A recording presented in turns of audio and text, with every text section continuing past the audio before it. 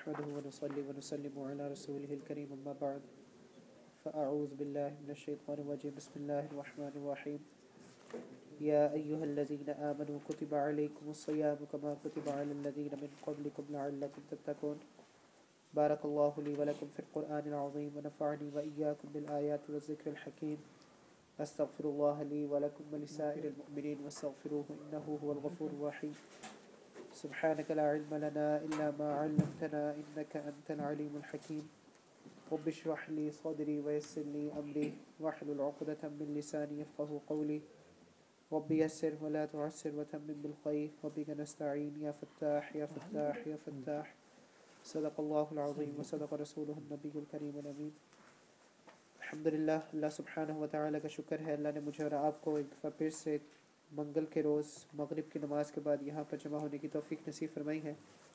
آپ سب حضرات کے علم میں ہے کہ ہماری اس مسجد میں ایک روٹین ہے جس میں منگل کے روز مغرب کی نماز کے بعد ہم قرآن مجید کا درس کرتے ہیں اردو میں، اور جمعے کے روز مغرب کی ہی نماز کے بعد ہم قرآن مجید کا درس کرتے ہیں انگلش میں۔ مقصد یہ ہے ان دروس کا کہ ہم قرآن مجید کے الفاظ کو سمجھ سکیں اور ان الفاظ کو اپنی زندگیوں میں لے کر آ سکے تاکہ ہماری زندگیاں قرآن کے مطابق بن سکے۔ اللہ سبحانہ وتعالی نے اس کتاب کو نازل فرمایا تھا اس لیے کہ مسلمان اپنی زندگی کو اس کتاب کے مطابق بنا سکے۔ جب انسان اپنی زندگی کو اس کتاب کے مطابق بنا لے گا تب بھی اس کی زندگی میں اصل اور حقیقی خوشیاں، برکات اور رحمت اللہ کی نازل ہوں گی۔ یہ جو سلسلہ ہم نے یہاں پہ شروع کیا ہے، اس سلسلے کو لگ بھگ 1 سال سے اوپر کا عرصہ ہو چکا ہوا ہے۔ اس سلسلے میں ہماری کوشش یہی ہوتی ہے کہ جب بھی ہم مل کر بیٹھیں تو اپنے آپ کو ایک بات یاد کرواتے چلیں کہ یہاں پر بیٹھنے کا مقصد، قرآن مجید کو سمجھنے کا مقصد صرف یہ نہیں ہے کہ ہم سبحان اللہ الحمدللہ اللہ اکبر کے نعرے بلند کر کے یہاں سے چلے جائیں، بلکہ یہاں پر جمع ہونے کا مقصد، بیٹھنے کا مقصد صرف اور صرف یہ ہے کہ ہم قرآن مجید کو سمجھ سکیں اور اپنی عملی زندگی میں اس کو لے کر آ سکیں۔ میں آپ سب حضرات کے سامنے پہلے بھی یہ بات کئی دفعہ کر چکا ہوں کہ زندگی میں اگر تبدیلی لے کر آنی ہے تو اعمال کو کرنا ہوگا۔ زندگی میں تبدیلی کبھی بھی باتیں کرنے سے نہیں آتی۔ آپ جتنی مرضی بٹھا کے باتیں کرتے رہیں، اس سے کبھی زندگی میں تبدیلی نہیں آ سکتی۔ زندگی کو اگر تبدیل کرنا ہے تو اس کے لیے اعمال کے کرنے کی ضرورت ہے۔ حضرت علی رضی اللہ تعالیٰ عنہ جب خلیفہ بنے تھے تو اپنے ممبر پر تشریف لے جا کر انہوں نے صرف ایک بات کہی تھی کہ لوگوں، تمہیں رجل فعال کی ضرورت ہے لا قوال، تمہیں ایسے شخص کی ضرورت ہے جو کام کرنے والا ہو، باتیں کرنے والا نہ ہو۔ ہم جس زمانے میں رہ رہے ہیں، جس دور میں رہ رہے ہیں، ہمارے لیے بہت زیادہ ضروری ہے کہ ہم جن باتوں کو سیکھ رہے ہیں عمل میں بھی اپنے ان باتوں کو لا سکیں۔ اللہ سبحانہ وتعالی کی طرف سے جو حالات ہم پر آتے ہیں وہ ان اعمال کا نتیجہ ہوتا ہے، ان کاموں کا نتیجہ ہوتا ہے جو ہم اپنی زندگی میں کر رہے ہیں۔ اگر ہمارے اعمال اچھے ہوں گے تو اللہ سبحانہ وتعالی کی طرف سے مدد بھی آئے گی، اللہ کی طرف سے رحمت بھی آئے گی، اللہ کی طرف سے برکات بھی آئے گی، اللہ متوجہ بھی ہوں گے۔ اگر ہمارے اعمال درست نہیں ہیں تو پھر ہم اللہ سے یہ توقع نہیں کر سکتے کہ اللہ کی مدد، اللہ کی رحمت، اللہ کی برکات ہم تک پہنچ سکے۔ میں نے آپ سب کے سامنے یہ بات پہلے بھی کی تھی، اللہ صمد ہے۔ اللہ کیا ہے؟ سورۃ الاخلاص ہم سب جانتے ہیں، پڑھتے ہیں، قل هو اللہ احد اللہ الصمد۔ صمد کے کیا معنی ہے؟ کہ اللہ کو کسی کی ضرورت نہیں ہے، اور ہمیں صرف اور صرف کس کی ضرورت ہے؟ تو اگر اللہ کی مدد چاہیے، اللہ کی رحمت چاہیے، اللہ کی برکات چاہیے اپنی زندگی میں، تو ہمیں اللہ کی شرائط کو پورا کرنا ہے یا اللہ کو ہماری شرائط کو پورا کرنا ہے؟ ہمیں اللہ کی شرائط کو پورا کرنا ہے۔ جب تک ہم اللہ کی شرائط کو پورا نہیں کریں گے تب تک ہمیں یہ توقع نہیں کرنی چاہیے کہ اللہ ہماری مدد فرمائے گا۔ اسی لیے ہم یہاں پر جمع ہوتے ہیں منگل کے روز اور جمعے کے روز خاص طور پر۔ اللہ آپ سب کو جزائے خیر عطا فرمائے کہ آپ اپنی زندگیوں میں سے وقت نکال کر یہاں پر بیٹھتے ہیں، اور آپ کے یہاں پر جمع ہونے کا مقصد صرف اور صرف یہ ہوتا ہے کہ ہم اس بات کو جو ہم پڑھ رہے ہیں، جو ہم سن رہے ہیں، اس کو ہم سمجھ سکیں اور اپنی زندگیوں میں اس کو لے کر آ سکیں۔ آج ہی ہاسپٹل جانا ہوا تو آپ سب جانتے ہیں، شاید یہاں پہ آتے رہتے ہیں، وہ مسجد میں آتے تھے، ان کی طبیعت ہم پوچھنے گئے اور ان سے ملنے گئے، اور وہ شخص اس وقت اس حالات میں ہے کہ وہ جانتے نہیں ہیں کہ ان کے اوپر کیا کیفیت ہے، ان کو کچھ پتہ نہیں ہے۔ وہ ہاتھ کب ہلا رہے ہیں، وہ بول کب رہے ہیں، وہ کروٹ کب رہے ہیں، وہ اپنے جو ان کی حصے ہیں وہ کام نہیں کر رہی ہیں، اور وہ بالکل بے ہوشی کی حالت میں ہے۔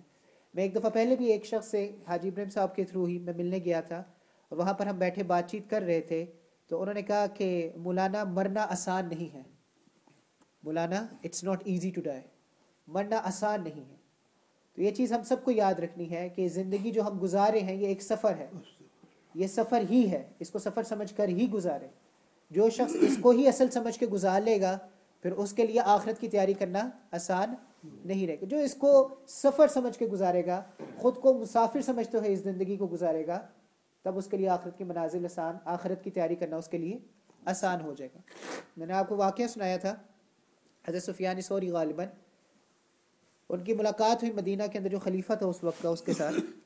اس خلیفہ نے ان سے سوال یہ پوچھا کہ حضرت ہم لوگ دنیا سے کیوں اتنی محبت کرتے ہیں اور ہم مرنے سے اتنا کیوں ڈرتے ہیں؟ تو انہوں نے بڑا خوبصورت جواب دیا تھا. سوال کیا تھا کہ ہم دنیا سے اتنی محبت کیوں کرتے ہیں اور ہم مرنے سے اتنا کیوں ڈرتے ہیں؟ تو انہوں نے جواب دیا ہم نے اپنی دنیا کو آباد کیا ہے، آخرت کو ویران کیا ہے، اور انسان کی فطرت یہ ہے کہ وہ آبادی سے ویرانے میں جانے سے ڈرتا ہے. جب بھی وہ آبادی چھوڑ کر ویرانے میں جاتا ہے تو وہ انسان جب تک اس زندگی کو ایک سفر کی زندگی سمجھے گا، انسان جب تک خود کو مسافر سمجھے گا، وہ اس زندگی کو آباد کبھی بھی، وہ اس زندگی کو صرف اتنا چلائے گا کہ چلو بس میرا گزر ہو جائے، میرا چل چلا ہو جائے. جو میری اصل زندگی ہے، آخرت کی زندگی ہے، وہاں پر جا کر میں نے اپنی ہمیشہ کی زندگی گزارنی ہے، تو میں اس کی تھوڑی سی تیاری میں لگ جاؤں. امام غزالی اپنی کتاب المستصفیٰ میں کہتے ہیں کہ اللہ نے انسان کی بڑی عجیب ترتیب بنائی ہے. جب اللہ انسان کو پیدا کرتا ہے وہ بہت زیادہ ڈیپینڈنٹ ہوتا ہے لوگوں پر. اس کو دودھ بھی پینا ہے، اس کو اپنی نیپی بھی چینج کرنی ہے تو وہ خود نہیں کر سکتا، وہ بول کے بھی نہیں بتا سکتا، اس کو رونا پڑتا ہے.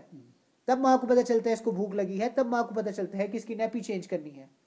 پھر جیسے جیسے وہ بڑا ہوتا جاتا ہے وہ اپنے آپ کو ریگارڈ کرتا ہے کہ میں انڈیپینڈنٹ ہوتا جا رہا ہوں. جیسے جیسے وہ بڑا ہوتا جاتا ہے وہ سمجھتا ہے کہ میں شاید اب انڈیپینڈنٹ ہوتا جا رہا ہوں، مجھے کسی کی ضرورت نہیں ہے. پھر ایک وقت ایسا آتا ہے جب وہ کہتا ہے کہ میں اپنی خوبصورتی کی بنیاد پر، میں اپنی ذات کی بنیاد پر، میں اپنی طاقت کی بنیاد پر، میں اپنے علم کی بنیاد پر، میں اپنے شہرت کی بنیاد پر، میں اپنے کاروبار کی بنیاد پر، میں اپنے پیشے کی بنیاد پر، میں اپنی نوکری کی بنیاد پر بہت طاقتور ہوں، مجھے کسی کی کوئی ضرورت نہیں ہے. پھر اللہ سبحانہ و تعالیٰ اسے ایسی جگہ پر لے آتا ہے کہ وہ دوبارہ سے بچہ بن جاتا ہے، وہ دوبارہ سے ڈیپینڈنٹ ہو جاتا ہے. تو یہ اللہ کی فارمیشن ہے. First he makes you dependent, then he makes you independent, then again he makes you dependent. پہلے وہ آپ کو ڈیپینڈنٹ بناتا ہے، پھر وہ انڈیپینڈنٹ بناتا ہے، اور پھر دوبارہ سے وہ آپ کو ڈیپینڈنٹ بنا دیتا ہے. تو یہ اللہ کی فارمیشن ہے. انسان اس فارمیشن کو سمجھ لے، اپنی زندگی کو اللہ کے حکموں کو مطابق بنا لے، تو یہ زندگی بھی آسان ہے اور آخرت کا مرحلے بھی انشاءاللہ اللہ آسان فرما دیں گے.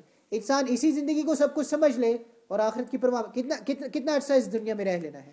60 سال، 70 سال، 80 سال. نبی صلی اللہ علیہ وآلہ وسلم نے فرمایا کہ میری عمر، میری امت کی عمر جو متوسط عمر ہے، ایوریج عمر ہے میری امت کی، وہ کتنی ہے؟ 60 سال. 60 سال. بہت کم ہوں گے جو اس سے اوپر چلے جائیں گے، بہت کم. نبی صلی اللہ علیہ وآلہ وسلم نے فرمایا کہ میری امت کی جو عمر ہے، ایوریج عمر جو ہے وہ 60 سال ہے. بہت کم ہے جو اس سے اوپر چلے جائیں گے، بہت کم. اگر ہم اپنی زندگی میں آج نظر ڈالیں تو ہم اپنی آدھی سے زیادہ زندگی ہے، تو میں اپنی اگر بات کروں تو میں اپنی آدھی زندگی گزار چکا ہوں اور آدھی زندگی رہ چکی ہے. نبی کے اس حدیث کے مطابق آدھی زندگی کیسے گزر گی پتہ نہیں چلتا، پلک جھپکنے میں گزر گی. آدھی زندگی کیسے گزر جائے گی یہ بھی پتہ نہیں چلے گا. جو لوگ آج ایسے مقام پر ہے، ایسے مرحلے میں ہے، لوگ بات کہتے ہیں موت کا کوئی وقت مقرر نہیں ہے، لیکن چلیں مثال لے لیتے ہیں کہ ایک شخص بڑھاپے میں ہے، ایسی سٹیج میں پہنچ چکا ہوا ہے، اللہ نے اس کو زندگی کے ایسے مرحلے میں داخل کر دیا کہ اسے سمجھ آ رہی کہ میں نے مر جانا ہے، میری زندگی ہے. پھر بھی انسان کا تکبر نہ جائے، پھر بھی اس کی اکڑ نہ جائے، پھر بھی اسے دنیا کی سمجھ نہ آئے، پھر بھی وہ لوگوں سے لڑے، پھر بھی وہ اپنی اخلاقیات کو درست نہ کرے، پھر بھی ہر کسی سے بدگمانی رکھے، پھر بھی توڑ میں ہی لگا ہو، جوڑ میں نہ لگا ہو. تو ایسے شخص کے بارے میں کیسا گمان کرنا چاہیے آپ کے خیال میں؟ اور اس چیز میں میں کسی ایک شخص کی بات نہیں کی جا سکتی. اس چیز میں ہم سب ملوث ہیں. اس میں سے کوئی ایسا نہیں ہے جو یہ کہہ سکتا ہے کہ میں اس میں ملوث نہیں ہوں. میرا دل ہر مسلمان کے لیے صاف ہے اور پاک ہے، اور میں کسی مسلمان کے لیے بدگمانی نہیں رکھتا، اور میں سب سے صلح جوئی کے ساتھ رہتا ہوں، اور میرے اخلاق تو زبردست اخلاق ہے. کوئی بھی آج کی دنیا کے اندر کوئی بھی اس چیز کا دعویٰ نہیں کر سکتا. خاص طور پہ ہم جو یہاں پہ بیٹھے ہوئے ہیں، ہم سب ایک دوسرے کو جانتے ہیں اچھی طرح سے. ہم سب جو یہاں پہ بیٹھے ہیں کوئی بھی اس چیز سے ماورا نہیں ہے. لیکن انسان کس بات کی بنیاد پر تکبر میں مبتلا ہے، اس کی اوقات کیا ہے جس بنیاد پر وہ تکبر میں مبتلا ہے. بہرحال یہ مقدمہ تھا، تنبیہ تھی اس بات کی طرف مجھے اور آپ کو راغب کرنے کے لیے کہ جو کتاب ہم نے ہاتھوں میں پکڑی ہے، جس کتاب کے مسائل ہم سمجھنا چاہ رہے ہیں، اس مسائل کا سمجھنا صرف اس وجہ سے نہیں ہے کہ ہم یہاں پر بیٹھے بیان کو ریکارڈ کریں، یوٹیوب پہ لگائے، خود بھی ہماری حاضری مسجد میں. برے صغیر پاک و ہند کے اندر ایک مینٹیلٹی ایگزسٹ کرتی ہے.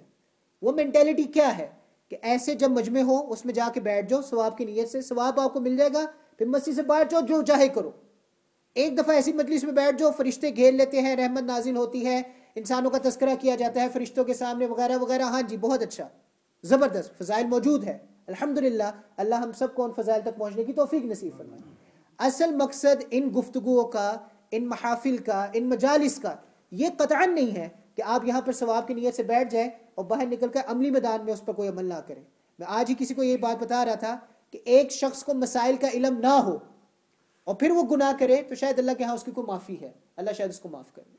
ایک شخص کو مسائل کا علم ہے پھر بھی وہ گناہ پہ گناہ کرتا چلا جاتا ہے، وہ مسائل کو نہیں مانتا ہے، اس کو معلوم ہے کہ اللہ نبی کا کیا حکم ہے، پھر بھی وہ اس کو نہیں مانتا، اس کو توڑتا چلا جاتا ہے، تو اس کی معافی کی کیا بنیاد رہ جاتی ہے، اس کی معافی کا کیا جواز رہ جاتا ہے؟ ہم سب کو زیادہ ڈرنا چاہیے کہ ہم اس جگہ پہ بیٹھتے ہیں، ہم دین سے متعلق اپنی معلومات میں اضافہ کرتے ہیں، کیا ہم ان معلومات کو اپنے اعمال میں بھی لے کر آ رہے ہیں یا نہیں لے کر آ رہے؟ کیونکہ اگر ہم نے ان معلومات کو اپنے اعمال میں لے کر نہ آئے، اپنے ان معلومات کو ہم معمولات میں لے کر نہ آئے، تو اللہ کے ہاں جو ہماری پکڑ ہے وہ اس سے بھی زیادہ سخت ہوگی۔ تو اللہ سے دعا یہ کیجئے کہ جو کچھ ہم یہاں پہ سمجھتے ہیں اسے اخلاص کے ساتھ سمجھنے کی اور اپنی زندگیوں میں لانے کی ہم سب کو توفیق نصیب فرمائے۔ ہم میں سے ہر ایک نگہبان ہے، اللہ نے فرمایا کلکم راع وکلکم مسئول عن رعیتہ، تم میں سے ہر ایک نگہبان ہے، کوئی شخص یہ نہیں کہہ سکتا کہ میری نگہبانی میں کچھ نہیں ہے، تم میں سے ہر ایک ذمہ دار ہے، تم میں سے ہر ایک شخص رسپانسبل ہے، اس پر لوگوں کی رسپانسبلٹی ہے۔ تم میں سے کوئی شخص یہ نہیں کہہ سکتا کہ میں فری ہوں، انڈیپینڈنٹ ہوں، میرے پہ کسی کی نہیں، تم میں سے ہر ایک نگہبان ہے، تم پر لوگوں کی رسپانسبلٹی ہے اور تم پر تمہاری رسپانسبلٹی کے بارے میں اللہ سوال کرے گا۔ تو یہ جو چیزیں ہم یہاں پر سیکھ رہے ہیں وہ صرف یہ نہیں کہ ہم نے اپنی زندگیوں میں لے کر آنی ہے، بلکہ جو ہم پہ ڈیپینڈ کر رہے ہیں، ہمارے گھر کا ماحول ہے، ہمارے بیوی بچے ہیں، ہمارے دوست احباب ہیں، ہمارے عزیز و قارب ہیں، جو سب ہم پہ ڈیپینڈ کر رہے ہیں، جن کی طرف سے ہم رسپانسبلٹی لے رہے ہیں، ہمیں میک شور کرنا ہے کہ جو چیزیں ہم یہاں پہ سیکھ رہے ہیں نہ صرف اپنی زندگیوں میں لے کر آئیں بلکہ اپنے خاندانوں میں، اپنے لوگوں میں، اپنے عزیز و اقارب میں۔ نبی صلی اللہ علیہ وآلہ وسلم کو جب وحی آئی تھی تو اس کے بعد فوراً نبی صلی اللہ علیہ وآلہ وسلم کو کیا کہا گیا کہ وَأْمُرْ أَهْلَكَ بِالصَّلَاةِ وَاصْطَبِرْ عَلَيْهَا، یہ پہلی وحیوں میں سے ہے کہ دوسروں کو نماز کا وَأْمُرْ أَهْلَكَ بِالصَّلَاةِ، اپنے گھر والوں کو پہلے نماز کا حکم کرے اور پھر اس پر خود ثابت قدم رہے۔ پہلے جو نبی کو حکم دیا گیا تبلیغ کا، دعوت کا، وہ اپنے گھر میں تھا کہ اپنے گھر والوں کو دین پر اکٹھا کریں اور خود ثابت قدم رہے تاکہ آپ ایک رول ماڈل ہو اپنے گھر والوں کے لیے۔ تو ہم میں سے بھی ہر ایک پر یہی حکم لازم ہوتا ہے کہ ہم جو باتیں یہاں پہ سیکھ رہے ہیں اس پر اپنے گھر والوں کو اکٹھا کریں اور پھر خود بھی اس پر ثابت قدم رہیں۔ تو اللہ سے دعا فرمائیے کہ اللہ ہمارا یہاں پر بیٹھنا قبول فرمائے اور اس کی بنیاد پر اللہ کے سامنے ہماری گرفت نہ ہو، بلکہ اللہ ہمیں یہاں سے جو کچھ سیکھنے کی توفیق دے رہا ہے ہم اپنی عملی زندگیوں میں لے کر آئے اور یہ ہمارے درجات کو بلند کرنے والا ہو۔ بہرحال ہم سورۃ البقرہ کی آیات پڑھ رہے ہیں۔ سورۃ البقرہ کا وہ چیپٹر چل رہا ہے، وہ چیز، وہ رخ چل رہا ہے جس میں آپ کو میں نے بتایا تھا کہ اب اللہ سبحانہ و تعالی شریعت کے اندر جو نیکیاں ہیں جن کو ہم بر کہتے ہیں، نیکی عربی کے اندر بر، نیکیاں، ان میں سے نیکیاں اللہ ایک ایک کر کے گنوا رہے ہیں اور ان کے مسائل بتا رہے ہیں۔ اللہ سبحانہ و تعالی عبادات کے بارے میں بتا رہے ہیں اور ان عبادات کے بارے میں اللہ مسائل بتا رہے ہیں۔ میں آپ کو آج اوپن چیلنج کرتا ہوں، کسی کے ساتھ کوئی دشمنی نہیں ہے، کسی کے ساتھ کوئی تعصب کی بنیاد پر یہ بات نہیں کی جا رہی، میں کوئی بائسڈ ہو کر یا ڈسکریمنیٹو ہو کر یہ بات نہیں کر رہا، بلکہ پورے دلائل اور علم کی بنیاد پر آپ کے سامنے یہ بات رکھ رہا ہوں کہ سورۃ البقرہ کے اندر آپ نظام عبادات پڑھ رہے ہیں کہ اللہ کہتا ہے کہ یہ عبادت کرو، یہ عبادت کرو، یہ بات، یہ جو پورا نظام آپ کے سامنے اللہ سبحانہ و تعالی لے کر آ رہا ہے، اس کی مائنیوٹسٹ ڈیٹیل تک اللہ سبحانہ و تعالی نے آپ تک اور مجھ تک پہنچا دی ہے تاکہ ہمارے پاس یہ عذر، یہ بہانہ نہ ہو کہ اللہ تیرا حکم تھا ہمیں پتہ نہیں تھا اس میں عمل کیسے کرنا ہے۔ کوئی بھی دین آپ اٹھا کر آج کی صدی میں لے آئے، چاہے وہ بدھ مت ہو، ہندو مت ہو، عیسائیت ہو، یہودیت ہو، دنیا کا کوئی بھی مذہب آپ آج لے کر آ جائیں، اس کے نظام عبادات کو جمع کر لیں، اس کے بارے میں ڈیٹیلز کو جمع کر لیں، انالیسس کر لیں اسلام کا اور اس مذہب کا، آپ خود اس نتیجے پہ پہنچ جائیں گے کہ اللہ سبحانہ و تعالی نے جتنا کمپریہنسو کر سکتے تھے، جتنا زبردست کر سکتے تھے، یا جتنا اچھا آپ کی میری معلومات میں اضافہ کر سکتے تھے، اس ہی طرح سے اللہ سبحانہ و تعالی نے تمام نظام عبادات کو ہمارے سامنے جمع کر کے رکھ دیا ہے۔ اس کے بارے میں ایک ایک چھوٹی چھوٹی بات تک اللہ سبحانہ و تعالی نے مجھ تک اور آپ تک پہنچا دی ہے۔ اب یہ مجھ پر اور آپ پر ہے کہ ہم اس سے فائدہ حاصل کرتے ہیں یا نہیں کرتے۔ ہمارے پاس آخرت میں یہ بہانہ نہیں۔ بہت سارے لوگ ملتے ہیں، یہ بات کرتے ہیں کہ ہمارے سامنے کوئی ایسا مینیول نہیں ہے جو ہمیں پتہ ہے کہ 24 گھنٹے کی زندگی کیسے گزارنی ہے اللہ کے حکموں کے مطابق۔ انٹرپریٹیشنز ہیں، ایک بندے نے کہا یہ کر لو، دوسرے نے کہا، بڑے اختلافات ہیں، سمجھ نہیں آتی بات کی، کیا کریں کیا نہ کریں۔ بکواس، فضول بات، غلط بات۔ جن چیزوں پہ اختلافات ہیں آپ ہاتھوں پہ گن سکتے ہیں۔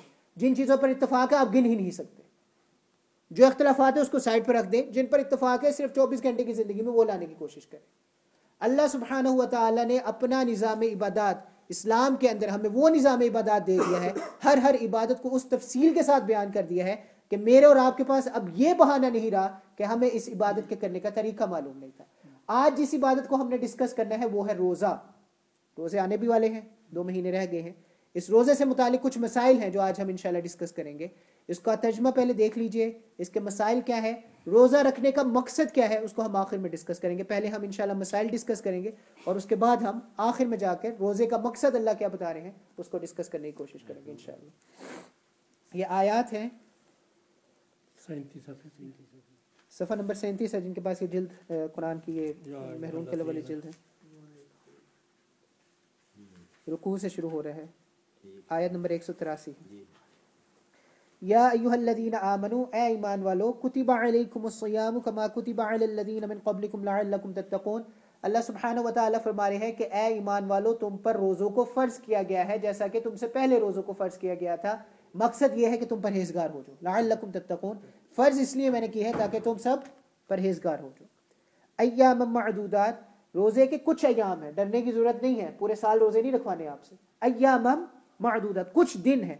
فمن کان منکم مریضا او علی سفر, پھر ان دنوں میں بھی اگر کوئی مریض ہو جاتا ہے, اگر کوئی بیمار ہو جاتا ہے یا کوئی مسافر ہو جاتا ہے, فعدۃ من ایام اخر, بعد میں جا کے روزوں کو پورا کر سکتا ہے. اس میں بھی اگر کوئی بیمار ہو جاتا ہے, تھوڑے سے دن ہے, اس میں بھی اگر کوئی بیمار ہو جاتا ہے تو بعد میں جا کے روزوں کو پورا کر لیں.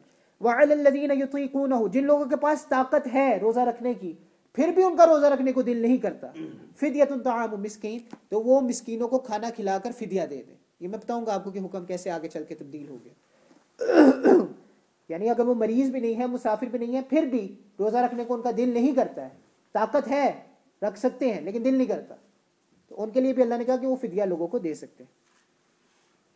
فمن تطوع خیرا فهو خیر اللہ, بس جو شخص نیکی کا ارادہ کرتا ہے وہ نیکی اسی کے لیے ہے, جو نیکی کر لے فهو خیر اللہ, اس کا ثواب اسی کو ہی ملنا ہے. وان تصوموا خیر لکم, اگر تم روزے رکھ لو تو تمہارے لیے بہتر ہے. اگر تم روزے رکھ لو, فدیہ نہ دو, روزے رکھ لو تو تمہارے لیے بہتر ہے. ان کنتم تعلمون, اگر تم جانو, اگر تم روزے کا ثواب جان لو تو تمہارے لیے بہتر ہے روزہ رکھنا. اب یہاں پہ 2-3 باتیں پہلے سمجھ لیجئے, اس کے بعد لعلکم تتقون پہ آئے گا. سب سے پہلی بات, اللہ نے کہا اے ایمان والو, تم پر روزے فرض کیے ہیں, تم سے پہلے بھی روزے فرض کیے گئے تھے. آپ سے ایک سوال کرتا ہوں, حاجی صاحب, اگر تسی مشکل چاہیے ہو, کوئی مشکل آ جاتی ہے اور آپ اکیلے اس مشکل میں ہیں, آپ اکیلے اس آزمائش میں ہیں, آپ اکیلے اس تکلیف میں ہیں, تو آپ کو وہ تکلیف زیادہ محسوس ہوگی, آپ کو مشکل, آپ کو پریشانی زیادہ محسوس ہوگی. لیکن آپ کو پتہ چلتا ہے کہ میرے ساتھ اس مشکل میں 100 200 300 400 500 لوگ ہیں. جب آپ کو پھر پتہ چلتا ہے کہ ایسی مشکل مجھ پر آئی ہوئی ہے تو پھر وہ مشکل تھوڑی سی آسان ہو. یہ انسانی فطرت ہے کہ جب انسان پر اکیلے پر مشکل آئی ہے تو اسے بہت بڑی لگتی ہے, لیکن سب اس مشکل کا شکار ہو جائے تو اس کو وہ مشکل. تو اللہ فرماتے ہیں کہ روزہ ایک مشکل عبادت ہے. خاص طور پہ اگر آپ عرب کا ماحول دیکھیں, جتنی گرمی تھی وہاں پر, کوئی فیسلٹیز نہیں تھی, پانی پینے کو میسر نہیں تھا, تو وہ ایک جو چیز ہے, ایک عبادت ہے, وہ مشکل ہے, مان لیا. لیکن یہ ایسی عبادت نہیں ہے جو صرف آپ کے ساتھ خاص ہے. جتنی بھی حضرت آدم علیہ السلام سے لے کر نبی صلی اللہ علیہ وآلہ وسلم تک امتیں آئی ہیں, سب میں روزہ کسی نہ کسی شکل میں موجود رہا ہے. یہ ترتیب نہیں تھی جو ہمارے اسلام کے اندر ہے, یہ ترتیب نہیں تھی کہ رمضان کا ایک مکمل مہینہ ہے, صبح سے لے کے شام تک روزہ رکھنا ہے, اس کے بعد افطاری ہے, اس کے یہ ساری رعایت ہے, یہ پابندیاں ہیں, یہ احکامات ہیں وغیرہ وغیرہ. اس طرح سے مکمل بعینی ترتیب تو نہیں تھی, لیکن ہر روزہ کسی نہ کسی شکل میں ہر امت میں اپنی جگہ پر موجود رہا ہے. تو پریشان ہونے کی بات نہیں ہے, پہلے لوگوں نے بھی رکھا تھا, آپ بھی حاجی صاحب رکھ سکتے ہیں, کوئی مسئلے کی بات نہیں. بلکہ مشاہدے میں آیا ہے کہ بہت سارے لوگ بیمار ہوتے ہیں, بہت سارے لوگ بیمار ہیں, تکلیف میں مبتلا ہے, میڈیسن لے رہے ہیں, لیکن ان کا ایمان ہے کہ میں روزہ رکھوں گا حاجی صاحب تو مجھے کچھ نہیں ہو. ان کو واقعی کچھ نہیں ہوتا, وہ روزہ رکھتے ہیں, بیماریاں ہیں ان کو, دوائیاں مستقل طور پر لے رہے ہیں, لیکن رمضان کے مہینے کے اندر اللہ کی ذات پر یقین رکھتے ہیں, وہ روزہ رکھتے ہیں, معدہ خالی رکھتے ہیں, روزہ رکھتے ہیں, اور وہ زیادہ تندرست و توانا ہو جاتے ہیں, صحت مند ہو جاتے ہیں. تو پریشانی کی بات نہیں ہے, اللہ مدد کرنے والا ہے. تو یہ روزے ایسی چیز ہے جو پہلے بھی آئے ہیں, آپ پر بھی آئے ہیں, مشکل میں گھبرانے کی بات نہیں ہے. مقصد کیا ہے اس کا کہ ہم پرہیزگار ہو جائیں, بعد میں جا کے اس کو انشاءاللہ ڈسکس کریں گے. اس کے بعد اللہ فرما رہے ہیں فمن کان منکم مریضا او علی سفر, 2 ایکسیپشنز ہیں, سب پر روزہ فرض ہے. رمضان کا مہینہ آ گیا, سب پر روزہ فرض ہو گیا, لیکن 2 ایکسیپشنز ہیں. اگر کوئی شخص بیمار ہو جاتا ہے, کیسا بیمار ہے, ایسا نہیں کہ بس تھوڑا سا ٹیمپریچر ہوا یا چھینکیں آئیں تو میں بیمار ہو گیا, بس نہیں. ایسا بیمار کہ ڈاکٹر اسے کہے, پروفیشنل ڈاکٹر اسے کہے. وہ والا نہیں. کیا ہوتا ہے جی صاحب, نیم حکیم خطرہ ہے جہاں, نیم حکیم نہیں, ہاں جی نیم حکیم نہیں, پروفیشنل ڈاکٹر جو واقعتاً ڈاکٹر ہو, وہ اس شخص سے کہے کہ اگر تم نے روزہ رکھا تمہاری صحت بگڑ جائے گی, اس حد تک بگڑے گی کہ تمہارا عضو یا جان چلی جائے گی, تو اس مریض کے لیے روزے کو چھوڑنے کی اجازت ہے. مسافر پہ آ جائے, کس مسافر پہ روزے کی چھوڑنے کی اجازت ہے؟ یاد رکھیے گا سفر یہ نہیں ہوتا کہ آپ ایڈنبرا سے نکلے گلاس کو پہنچ گئے اور آپ مسافر ہو گئے, یہ سفر نہیں ہوتا. سفر کی شرعی حدود نبی صلی اللہ علیہ وآلہ وسلم نے طے کی ہے, اور وہ شرعی حدود یہ ہے کہ 3 دن تک انسان جو پیدل چلتا ہے, 3 دن تک ایوریج انسان جو پیدل چلتا ہے, اس کا جو فاصلہ ہے, اگر اس فاصلے کی انٹینشن کر کے انسان اپنے گھر سے نکلتا ہے کہ میں نے وہاں جانا ہے, انٹینشن کر کے اپنے گھر سے نکلتا ہے, تب وہ مسافر ہے, ادروائز وہ مسافر نہیں ہے. اگر آپ نے ایڈنبرا سے نکل کے لیونگسٹن جانا ہے, یا ایڈنبرا سے نکل کر آپ نے قریب کے جو شہر ہے مدر ویلی یا اس طرح کے قریب کے شہروں میں جانا ہے, تو آپ مسافر نہیں ہے. علماء نے بعد میں مائلز کے اندر اس کو نکالا ہے, وہ ہے 48 میل. 48 میل تک آپ کے سفر کا ارادہ ہو, آپ اپنے شہر کی حدود سے نکلتے ہی مسافر ہو جاتے ہیں. شہر کی حدود سے نہیں, گاڑی میں, جس مرضی چیز میں, گاڑی ہو, جہاز ہو, ریل گاڑی ہو, سائیکل ہو, موٹر سائیکل ہو, جو مرضی ہو, اپنے شہر کی حدود سے آپ نکلے, اپنے شہر کی حدود سے نکلے ہیں. 48 میل کا سفر طے نہیں کیا, لیکن انٹینشن ہے کہ میں نے وہاں جانا ہے, 48 میل کا سفر کرنا ہے. اپنے شہر کی حدود سے نکلے, نماز کا وقت آ گیا, آپ نے سفری نماز پڑھنی ہے, پوری نماز نہیں پڑھنی, آپ مسافر ہو گئے ہیں. تو 48 میل کے سفر کے ارادے سے گھر سے نکلتے ہیں تو آپ روزے کی قضا کر سکتے ہیں. اور یاد رکھیے گا, بہت سارے لوگ یہ بحث کرتے ہیں کہ اب تو یہ ہے کہ ہم سفر کرنے کے ارادے سے نکلتے ہیں, لیٹ سے کہ ہم نے گلاس کو جانا ہے, 48 میل کا سفر کر کے ہم کہیں پہ گئے ہیں, وہاں پر گھر ہے, فیسیلیٹیز ہے, اور ہم رہ رہے ہیں آرام سے, سکون سے, تو وہ جو سفر والی کیفیت ہے وہ تو رہی نہیں. سفر والی کیفیت کیا ہوتی ہے کہ انسان مشکلات میں ہوتا ہے, کنڈیشن سوٹیبل نہیں ہوتی, لیکن سم ٹائمز ہم سفر کر کے ایسے گھر میں جاتے ہیں جہاں پر ہمارے گھر سے بھی زیادہ ہمیں آرام مل رہا ہوتا ہے, یا فیسیلیٹیز میری ہوتی. اس سے سفر کے حکم پہ کوئی فرق نہیں پڑتا, اس سے سفر کے حکم پر کوئی فرق. اگر آپ 48 میل کا سفر کر کے کسی مقام پر پہنچ گئے ہیں اور وہاں پر آپ کا ٹھہرنا عارضی ہے, 15 دن سے کم ہے, تو آپ مسافر ہیں. آپ مسافر, چاہے آپ جہاز پہ جا رہے ہیں, چاہے موٹر سائیکل پہ پیدل جا رہے ہیں, جتنا مرضی آرام سے سفر کر کے جا رہے ہیں, چاہے بزنس کلاس میں جا رہے ہیں, چاہے فرسٹ کلاس میں جا رہے ہیں, اس سے کوئی فرق نہیں پڑتا.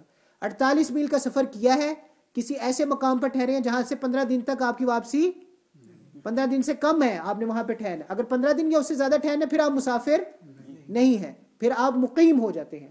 اگر 15 دن سے کم ٹھہرنا ہے, 48 میل کا سفر کیا ہے, وہاں پہ جا کر آپ مسافر ہیں, آپ روزہ چھوڑ سکتے ہیں, بعد میں اس کی قضا کریں گے. تو یہ 2 ایکسیپشنز ہیں. رمضان کا مہینہ ہے, شخص بیمار ہو گیا ہے, ڈاکٹر نے کہا روزہ نہیں رکھنا, وہ روزہ نہیں رکھے گا. دوسری ایکسیپشن یہ ہے کہ وہ مسافر ہے, سفر میں ہے, 48 میل کا سفر کر کے گیا ہے, ایسے مقام پر ہے جہاں پر وہ 15 دن سے زیادہ نہیں ٹھہرے گا, تو وہ روزہ چھوڑ سکتا ہے, اس کی قضا اس پر واجب ہے. اگر رکھیں تو رکھ سکتا ہے, رکھے تو رکھ سکتا ہے, لیکن رخصت ہے, یہ رخصت ہے اللہ کی طرف سے, اگر آپ اویل کرنا چاہیں تو کر سکتے ہیں. دوسری بات یہ ہے کہ اس کے بعد اللہ سبحانہ و تعالی یہ فرما رہے ہیں کہ فَعِدَّةٌ مِّنْ أَيَّامٍ أُخَرَ, فَعِدَّةٌ مِّنْ أَيَّامٍ, جو شخص مسافر ہو جاتا ہے یا مریض ہو جاتا ہے, روزے چھوڑ دیتا ہے, اب اس پر ضروری یہ ہے کہ وہ اس کی قضا کرے. اب اللہ یہاں پہ چاہتے تو اللہ کہتے فَعَلَيْهِ الْقَضَاءُ, جو شخص مسافر ہو جائے, جو مریض ہو جائے, اس پر قضا واجب ہے. نہیں, اللہ نے کہا فَعِدَّةٌ مِّنْ أَيَّامٍ أُخَرَ, وہ باقی دنوں میں گنتی پورا کرے. باقی دنوں میں, اس کا مطلب یہ ہے کہ اگر کوئی شخص رمضان میں فوت ہو جاتا ہے, وہ مسافر تھا یا مریض تھا, اور وہ اب رمضان میں فوت ہو جاتا ہے, اس کو وہ دن ملے ہی نہیں جس میں وہ گنتی, رمضان کے بعد کچھ دن ملتے تو وہ گنتی پوری کرتا نا, اس کو وہ دن ملے ہی نہیں جس میں وہ گنتی پوری کر سکتا. اس سے پہلے وہ رمضان میں ہی فوت ہو جائے, اب اس پر قضا واجب, اس کے ورثاء پر فدیہ دینا واجب. لیکن اگر اس کو دن ملے تھے, اگر اسے 10-12 دن مل گئے تھے رمضان کے بعد جس میں وہ روزے رکھ سکتا تھا, سستی کاہلی کی وجہ سے نہیں رکھے, سستی کاہلی کے دن ملے تھے لیکن نہیں رکھے, اب اس کے ورثاء پر فدیہ واجب ہے. لیکن اگر اسے دن ہی نہیں ملے, رمضان کا مہینے کے بعد اسے دن ہی نہیں ملے اور رمضان میں ہی فوت ہو گیا, پھر اس پر قضا واجب نہیں ہے. تو یہ مقصد ہے فَعِدَّةٌ مِّنْ أَيَّامٍ أُخَرَ کے بتانے کا. اگلی بات جو سب سے اہم بات ہے, جس کے بعد پھر ہم لعلکم تتقون پہ آ جائیں گے.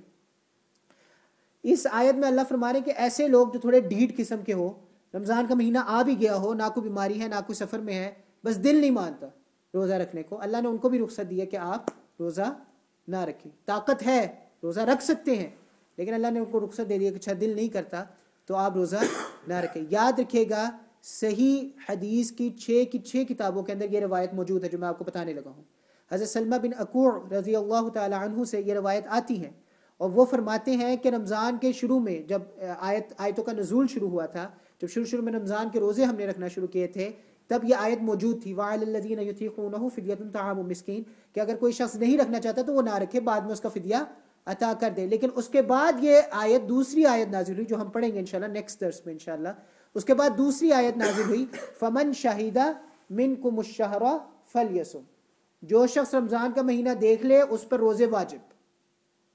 اس آیت کی وجہ سے جو بعد میں آ رہی ہے، جو پہلی والی آیت آئی تھی اس کا حکم منسوخ، ختم. اب ہر شخص پر روزہ رکھنا، شروع میں اجازت تھی، رخصت تھی، وہ اللہ نے دے دی. اس وقت بھی اللہ نے کہا فَلْيَصُومُوا خَيْرٌ لَكُمْ فدیہ دے سکتے ہو لیکن زیادہ بہتر یہ ہے کہ روزہ.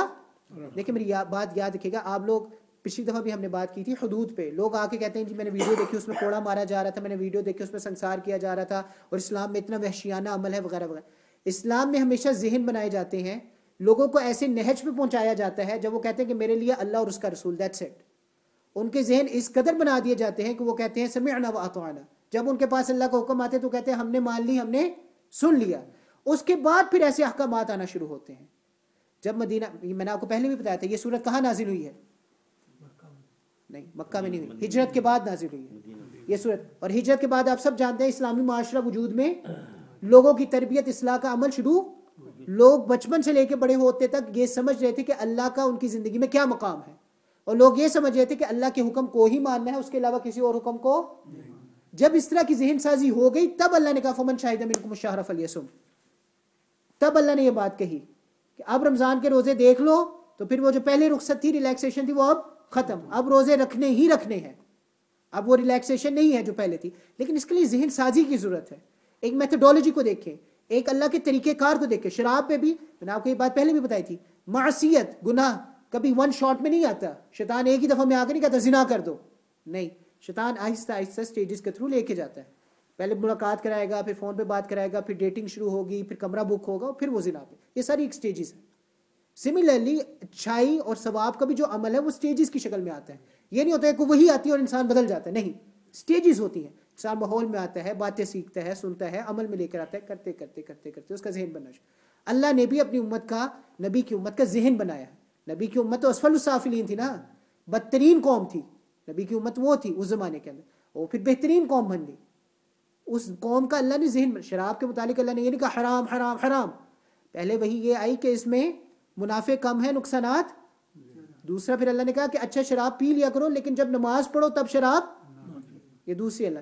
تیسری دفعہ میں جا کے اللہ نے کہا کہ نہیں، اب شراب مکمل طور پر سٹیجز پہ آہستہ آہستہ آہستہ آہستہ آہستہ اللہ ان کو وہاں تک لے کر آئے. تو یہ ذہن میں یاد رکھیے گا کہ جب حدود کی لوگ بات کرتے ہیں یا سخت احکامات کی بات کرتے ہیں تو آپ کو ان تک یہ بات پہنچانی ہے کہ یہ سارے احکامات لاگو ہوتے ہیں اسلامی معاشرے کے اندر.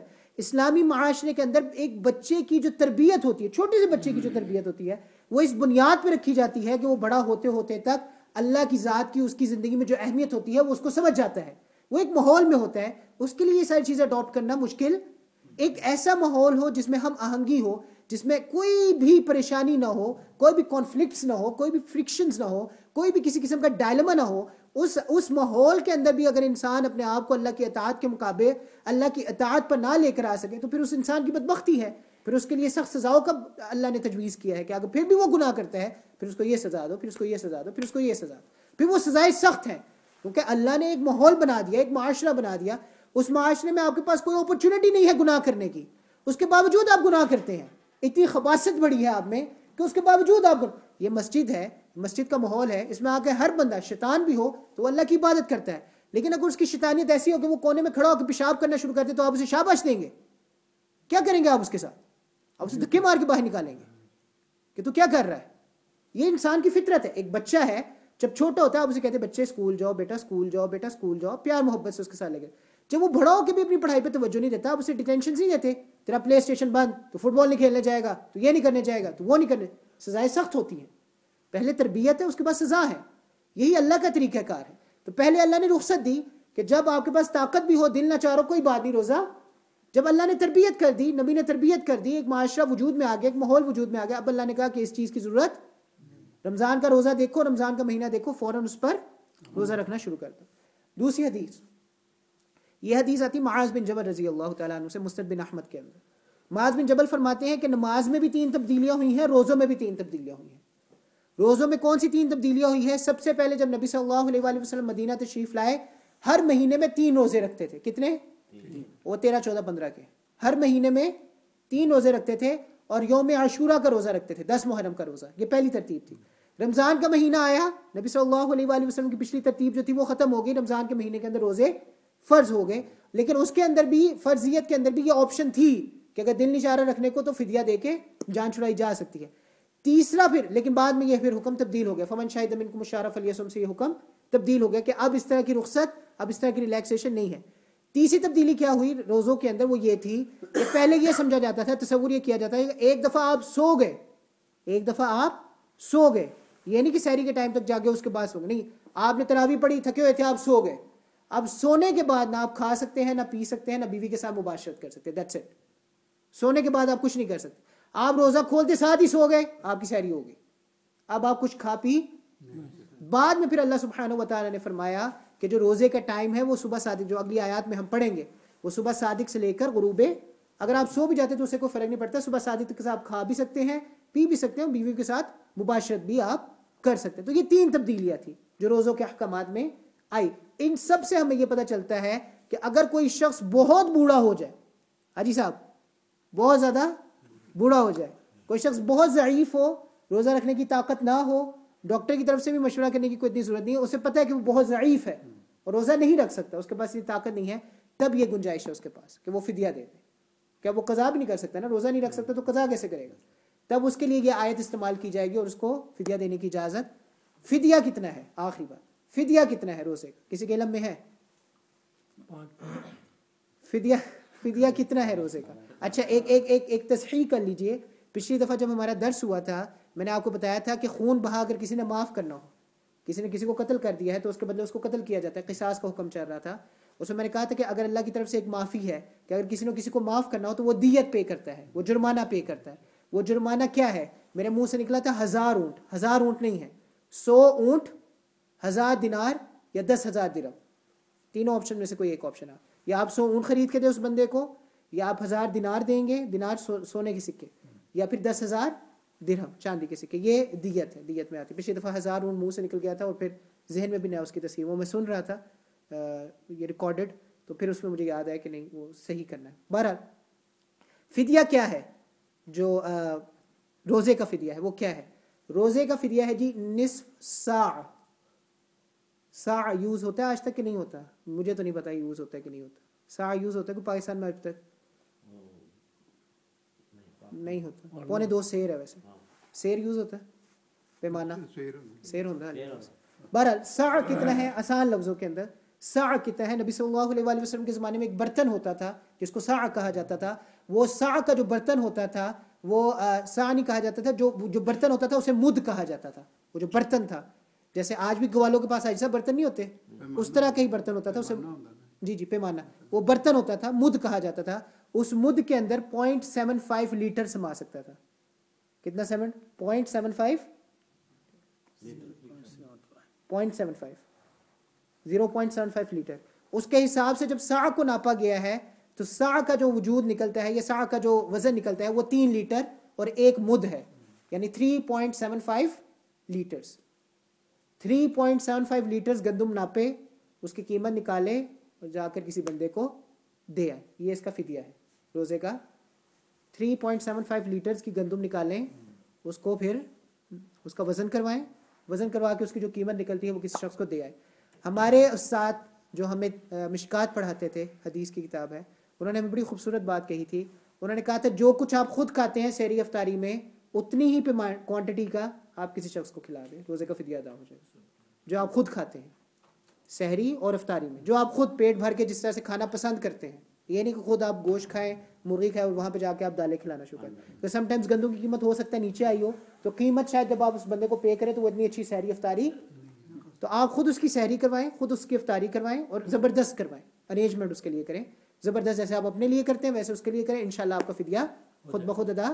اور یہ بہترین ہے، مجھے خوبصورت ترین یہ فدیہ ہی لگتا ہے کہ آپ نصف ساع جو ہے اس کا فدیہ اس طرح سے ادا کرنے کی کوشش کریں. آخری بات، اللہ سبحانہ و تعالیٰ نے فرمایا کہ روزے میں نے اس لیے فرض کیے ہیں تاکہ تم سب پرہیزگار ہو جاؤ. نبی صلی اللہ علیہ وآلہ وسلم کے پاس ایک نوجوان گیا ادھر نوجوان بیٹھے نہیں ہوئے ویسے ایسا تو سی ہے نبی صلی اللہ علیہ وآلہ وسلم کے پاس ایک نوجوان گیا اور اس نے کہا کہ میرا شہوت کا مسئلہ ہے, مجھے بہت زیادہ شہوت آتی ہے اور میرے پاس اتنے پیسے نہیں ہیں کہ میں شادی کر سکوں, میرے پاس اتنے وسائل نہیں ہیں کہ میں شادی کر سکوں. تو نبی صلی اللہ علیہ وآلہ وسلم نے فرمایا کہ تم روزے رکھا کرو. تم کیا رکھا کرو؟ حضرت علی کو مزی کی شکایت تھی, حضرت علی کو مزی کی شکایت تھی. حضرت علی کو بھی نبی صلی اللہ علیہ وآلہ وسلم نے یہی مشورہ دیا تھا کہ تم روزے رکھا کرو. یہ مشورہ اللہ کہتا ہے میں نے روزے آپ پہ اس لیے فرض کیے ہیں تاکہ میں اور آپ پرہیزگار ہو جائیں. اس کی آپ ذرا حقیقت کو سمجھنے کی کوشش کیجئے. میں آپ کو مثال سے سمجھانے کی کوشش کرتا ہوں. ایک شخص اس نے یہ آئی فون بنایا, ایک شخص نے آئی فون بنایا. کوئی بھی شخص ہے کسی بھی چیز کو تخلیق کرتا ہے, اس کے چلانے کا طریقہ کار وہی ڈیفائن کرے گا کہ میں اور آپ ڈیفائن کریں گے؟ جس شخص نے آئی فون بنایا ہے وہی آپ کو بتائے گا کہ اس کو استعمال بھی کیسے کرنا ہے, رائٹ اور رانگ. جس شخص نے اس چیز کو بنایا, آپ چاہے کتنے ہی سمجھدار ہو, آپ کے پاس کتنی ہی دکانیں ہو, کتنے ہی گھر ہو, کتنی ہی گاڑیاں ہو, کتنی ہی کوالیفیکیشن ہو, دنیا میں سب آپ کی عزت کرتے ہو, آئی فون آپ نے اسی طرح سے یوز کرنا ہے جیسے اس بندے نے بتایا آپ کو یوز کرنے کے لیے. یہ بات درست ہے کہ غلط ہے؟ ایک بندے نے سائیکل بنائی تھی, اس نے کہا پیڈل آگے کو چلاؤ گے تو سائیکل چلے گی. میں آیا, میں بڑا فنے خان تھا, میں نے کہا نہیں میں تو پیڈل پیچھے کو مار کے سائیکل چلاؤں گا کیونکہ مجھے تو سب پتہ ہے, میں پیچھے مار کے, تو میں لاکھ پیچھے پیڈل مار دوں سائیکل اصول قاعدہ قانون یہ ہے کہ جو جس چیز کا خالق ہوتا ہے وہ اس کے چلانے اور استعمال کرنے کا طریقہ کار بھی متعین کرتا ہے, اور ہم سب محتاج ہیں اس کے طریقہ کار کو اگر ہم اس کی چیز سے فائدہ حاصل. یہ زندگی بنانے والا کون ہے؟ اللہ خالق ہے, اللہ مالک ہے, اللہ ہی نے بنائی ہے, ہم سب کا اس پہ اعتقاد ہے, ایمان ہے, یقین ہے. اس کو اگر ہم نے چلانا ہے ایسے طریقے سے کہ اس کو ہمیں اس سے فائدہ ہو, اس زندگی سے فائدہ ہو, تو اس طریقہ کار کے اندر کون اس طریقہ کار کو ڈیفائن کرے گا؟ جو زندگی گزارنے کا طریقہ ہے اس کو کون ڈیفائن کرے گا؟ بنانے والا کون ہے؟ ہم اس زندگی سے فائدہ حاصل کرنا چاہتے ہیں, اب اس زندگی کو گزارنے کا طریقہ کون ڈیفائن کرے گا؟ میں کروں گا یا اسلم صاحب کریں گے یا حاجی ابراہیم صاحب کریں گے؟ کون کرے گا؟ اللہ سبحانہ و تعالیٰ. اگر اس طریقے پہ ہم فن خواہ نہیں بنتے, ہم کہتے ہیں یا اللہ ہمیں کچھ نہیں پتا, تجھے سب کچھ پتا ہے, اور ہم فن خواہ نہیں بنتے اور اس طریقے کو فالو کرتے ہیں, اس زندگی میں سکون و اطمینان انشاءاللہ نصیب ہوگا. پیسے نصیب نہیں ہو گیا جی صاحب, پیسے نہیں ملے گے, لیکن سکون اور اطمینان نصیب ہوگا. کم میں بھی سکون اور اطمینان نصیب ہوگا, آخرت میں بھی اللہ سکون اور اطمینان عطا فرمائیں گے. آخرت میں بھی جس نبی کے ہم ماننے والے نا, دیکھیں اس چیز کو سمجھنے کی کوشش کیا کریں لاجیکلی. آپ کو قرآن کی آیات یا حدیث کا حوالہ دینے کی ضرورت نہیں, لاجیکلی سمجھنے کی کوشش کریں گے. جس نبی کے ہم ماننے والے ہیں نا, اللہ نے اس سے پوچھا تھا کہ تجھے سلطنت چاہیے؟ نبوت تو میں نے دے دی, نبوت تو میں نے, سلطنت چاہیے؟ انہوں نے کہا تھا نہیں مجھے سلطنت نہیں چاہیے. اس نبی نے کہا تھا کہ مجھے سلطنت, تو اس کے ماننے والوں کو اللہ سلطنت کیسے دے گا؟ ہم اسی کو مانتے ہیں نا, وہی زندگی میں رول ماڈل ہے ہر لحاظ سے, انہی کو ہم مانتے ہیں صلی اللہ علیہ وسلم, انہی کو ہم مانتے ہیں. تو جب انہوں نے ایک چیز کا انکار کر دیا تو ان کے امتی کو اللہ وہ کیسے دے گا؟ آپ یقین مانیں, ایک واقعہ آپ کو سنا دیتا ہوں, تھوڑا سا آپ کو شاید بیچ میں تھوڑا سا آپ کو لگے کہ واقعہ کوئی اتنا ڈیسنٹ نہیں ہے. ہمارے صوفی سرور صاحب ہیں جو ہمیں بخاری شریف پڑھاتے ہیں جامع شفیع میں, بہت مشہور استاد ہے, سارا پاکستان ان کی عزت کرتا ہے, جانتا ہے, بہت نیک. تقوی کے لحاظ سے الحمدللہ ان سے بہتر شخص میری زندگی میں مشاہدہ نہیں ہوا کہ میں نے دیکھا. تقوی کے لحاظ سے, علم کے لحاظ سے شاید ان سے بہتر بھی ہوں, تقوی کے لحاظ سے میں نے نہیں دیکھا کہ ان سے زیادہ کوئی بہترین شخص زندگی میں نے مشاہدہ نہیں کیا. بہرحال ان کا یہ طریقہ تھا کہ وہ جب ہمیں پڑھاتے تھے تو جب نکلتے تھے, بہت ضعیف تھے تو وہ آہستہ آہستہ نکلتے تھے. جب وہ نکل رہے ہوتے تھے تو طالب علم ان کے ساتھ ساتھ ہوتے تھے, اور ان کو جو کوئی خواب آیا ہوتا تھا وہ پوچھتے تھے, اور صوفی صاحب ماشاءاللہ فوراً ایسے ایسے خوابوں کی تعبیر بتاتے تھے فوراً. مجھے آج بھی یاد ہے, ہم لوگ ان کے ساتھ جا رہے تھے, ایک لڑکے نے کہا استاد جی میں نے خواب میں دیکھا ہے میں پخانا کھا رہا ہوں. استاد جی میں نے خواب میں دیکھا میں پخانا, تو صوفی کہتے ایسے کیا صوفی صاحب نے, بڑے مزاحیہ طبیعت تھی ان کی, بزرگ تھے لیکن مزاحیہ سی طبیعت تھی, تو کر کے کہتے ہیں کہ تمہیں بہت زیادہ دولت نصیب ہوگی. اب آپ دیکھیں ذرا کنیکٹ کرنے کی کوشش کریں کہ خواب میں آپ کیا کھا رہے ہیں؟ پخانا, اور اس کی تعبیر یہ ہے کہ آپ کو دولت نصیب ہوگی. ہم جس چیز کو بہت خوبصورت اور اپنے لیے آسائش کا اور اپنے لیے آرام کا باعث سمجھتے ہیں, جس کی بنیاد پر ہم فخر کرتے ہیں, جس کی بنیاد پر ہم میں تکبر اکٹھا ہوا ہے, جس کی بنیاد پر ہم کہتے ہیں کہ تو اچھا ہے اور تو برا ہے, یہی آج کل پیمانہ ہے عزت کرنے کا. ایک شخص بدماش ہو, شراب رکھ کے بیچتا ہو, سور کا گوشت رکھ کے اپنی دکان پہ بیچتا ہو, اس کے پاس پیسہ ہو, اس کے پاس مرسیڈیز ہو, اس کے پاس BMW ہو, اس کے پاس پراپرٹی ہو, ہم سب اس کی عزت کرتے ہیں. مسجد میں بھی لوگ اس کو کھڑے ہو کے ملیں گے, چندہ لینے کے لیے بھی اس کی دکان پہ چلے جائیں, چاہے وہ مولوی ہو چاہے وہ مولوی نہ ہو, سب اس کی عزت کرتے ہیں۔ ایک شخص ہے جو تقوی کی بنیاد پہ کھڑا ہے، لیرو لیر ہو چکا ہوا ہے، لوگوں نے اس کا بیڑا غرق کر دیا ہے صرف اس بنیاد پہ کہ وہ تقوی کی بنیاد پہ کھڑا ہے۔ ہم میں سے کوئی بھی اس کی عزت کرنے کو تیار نہیں ہے۔ نبی صلی اللہ علیہ وآلہ وسلم نے بہت خوبصورت حدیث فرمائی ہے۔ نبی صلی اللہ علیہ وآلہ وسلم نے فرمایا کہ رب اشعث اغفر مدفوع بالابواب لو اقسم علی اللہ لابر۔ نبی صلی اللہ علیہ وسلم نے فرمایا کہ بہت دفعہ تمہیں ملیں گے ایسے لوگ جن کے بال بکھرے ہوں گے، جن کی ہیبت بکھری ہوگی، جن کے کپڑے گندے غلیظ ہوں گے، تم ان کو دیکھو گے تمہارا دیکھنے کو دل نہیں کرے گا۔ اگر وہ تمہارے دروازے پر آ جائے، دروازہ کھٹکائے، تم دروازہ کھولو گے ان کی طرف دیکھو گے، پھر دروازہ منہ پہ مارو گے ان کو۔ ایسے لوگ غلاظت والے، نہ دل کر رہا ہے تمہارا ان سے بات کرنے کو، نہ دیکھنے کو، نہ اپنے گھر میں رکھنے کو ان کو دل کر رہا ہے۔ لیکن اللہ فرماتے ہیں لو اقسم علی اللہ لابرہ، میں اپنی شان کی قسم کھا کے کہتا ہوں کہ اگر یہ لوگ میرے نام کی کوئی قسم کھا لے تو میں ان کی قسم ضرور بضرور پوری کروں گا۔ وہ لوگ جن کی ہم عزت ہی نہیں کر رہے، جن کو ہم دیکھنے کو تیار نہیں ہیں، لیکن ان کا اللہ کے ہاں کیا مقام ہے کہ اللہ فرماتے ہیں کہ اگر وہ میری نام کی قسم کھا لیتے ہیں، میں اپنی شان کی قسم کھا کے کہتا ہوں کہ اگر وہ میرے نام کی قسم کھا لیتے ہیں تو میں ان کی قسم ضرور بضرور پوری کروں۔ ہم نے عزت کا معیار جس چیز کو بنایا ہے وہ پخانہ ہے، ہم نے عزت کا معیار جس چیز کو بنایا ہے اللہ کے نبی نے اس کو اپنانے سے انکار کیا تھا۔ تو یہ چیز سمجھ لیجئے کہ تقوی کا مطلب یہ نہیں ہے کہ آپ کے پاس پیسہ آئے گا، تقوی کا مطلب یہ بالکل نہیں ہے کہ آپ کے پاس پیسہ آئے گا۔ تقوی کا مطلب یہ ہے کہ آپ کی زندگی میں سکون اور اطمینان آئے گا۔ جب انسان شہوت والے مرحلے سے گزر رہا ہوتا ہے، جب انسان کی خواہشات، یہ والی خواہشات پوری نہیں ہو رہی ہوتی تو وہ تذبذب کا شکار ہوتا ہے، وہ اطمینان کا نہیں ہوتا، اس کے اندر اطمینان نہیں ہے، اس میں سکون نہیں ہے، بے اطمینانی سی ہے۔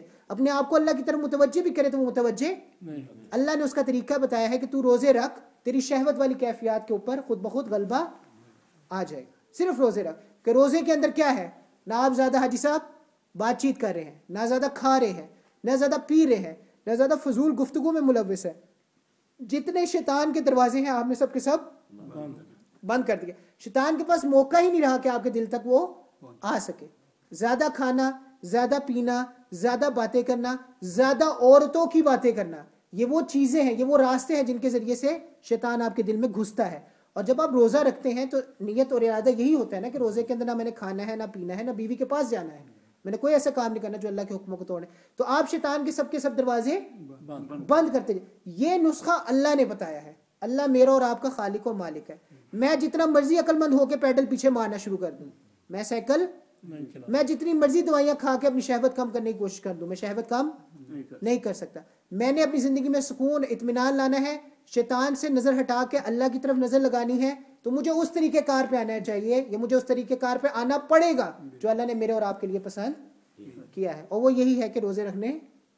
ہمارا مسئلہ یہ ہے کہ ہم سمجھتے ہیں روزہ صرف رمضان کے لیے آتا ہے، روزہ صرف نبی صلی اللہ علیہ وآلہ وسلم کا جو معمول ابھی تو آپ نے سن لیا 13، 14، 15 کا، اس کے علاوہ نبی صلی اللہ علیہ وآلہ وسلم کا ہفتہ وار معمول تھا، پیر و جمعرات کا روزہ رکھنے کا۔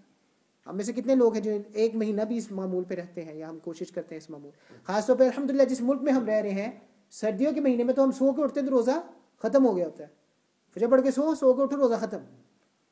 یہ صورتحال ہے، یہ کیفیت ہے۔